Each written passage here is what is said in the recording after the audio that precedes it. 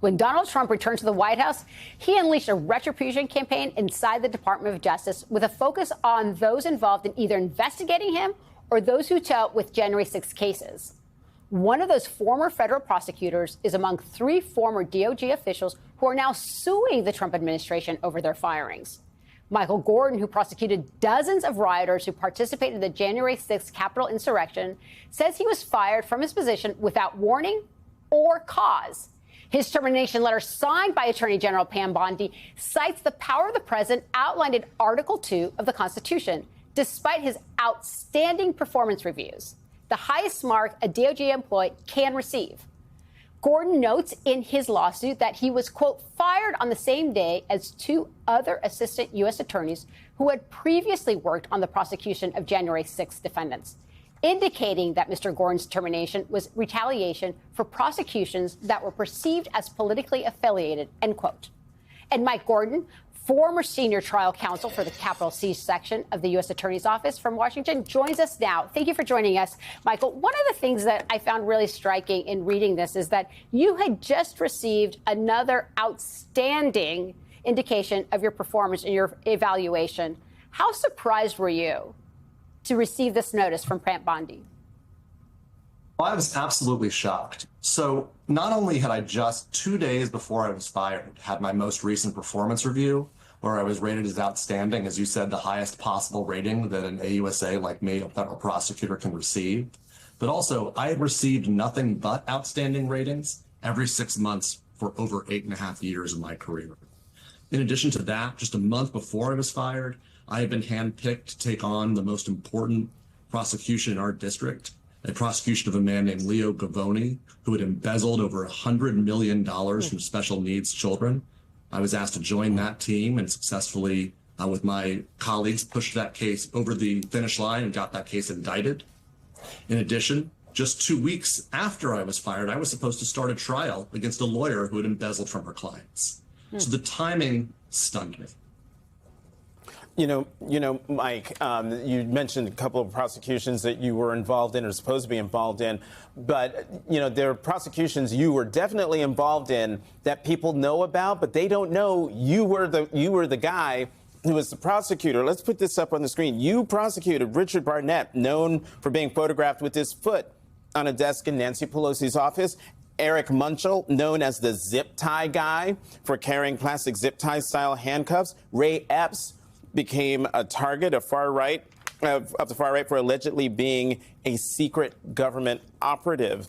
You know, I wanted to point that out to the viewers so that they have an even fuller picture of who you are. All those folks apparently were pardoned.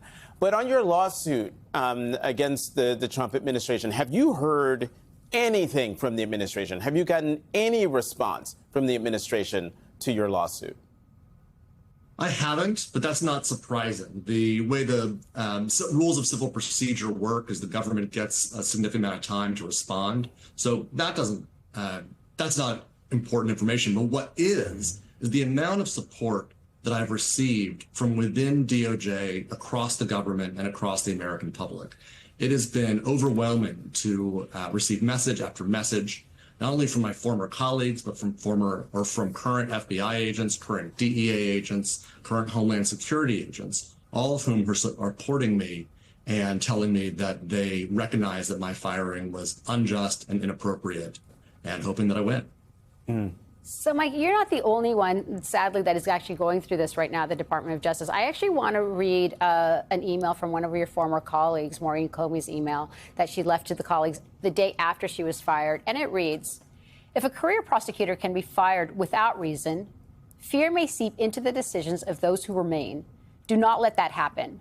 Fear is the tool of a tyrant, wielded to suppress independent thought. Instead of fear, let this moment fuel the fire that already burns with the heart of this place. What is the temperature right now of those colleagues? Is this sowing fear so that they feel that they cannot do the job that they signed up for and that allows them to uphold the law and protect the rights of Americans? Absolutely. And that's one of the things that's so tragic about the current situation. I hear from my former colleagues that they're all now wondering, who's next? Am I next?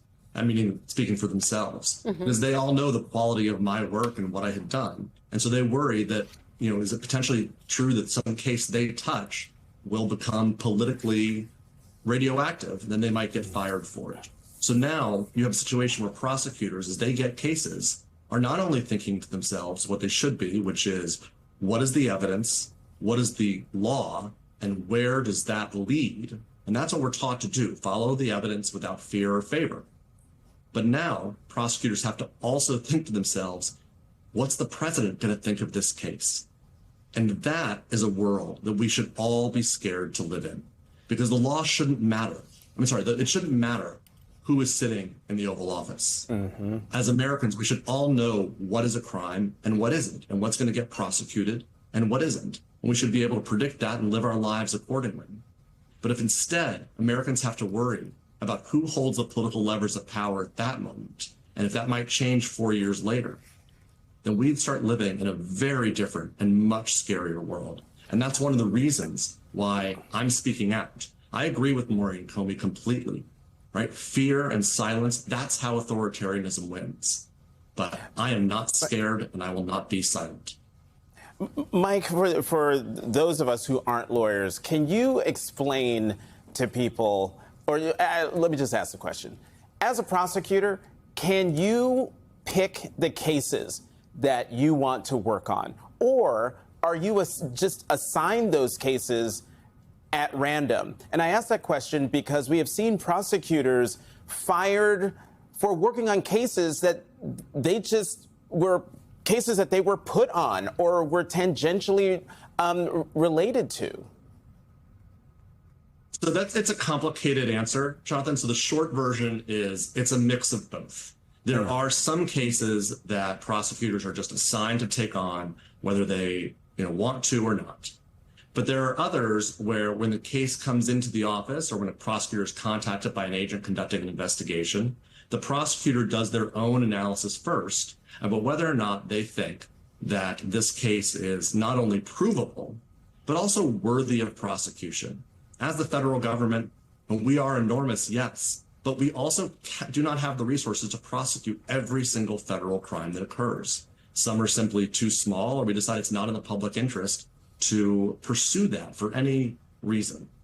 And so there is the use of prosecutorial discretion, but prosecutors can't just go rogue in that sense. We're all answerable to supervisors who review our work and review our charging decisions. If we want to pursue a case, a supervisor has to approve that. We want to decline a case and not prosecute somebody, a supervisor has to approve that too.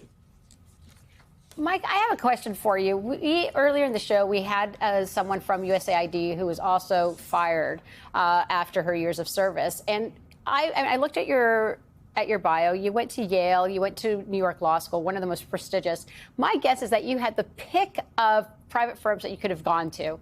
Why did you choose to invest your time and your commitment to the Department of Justice?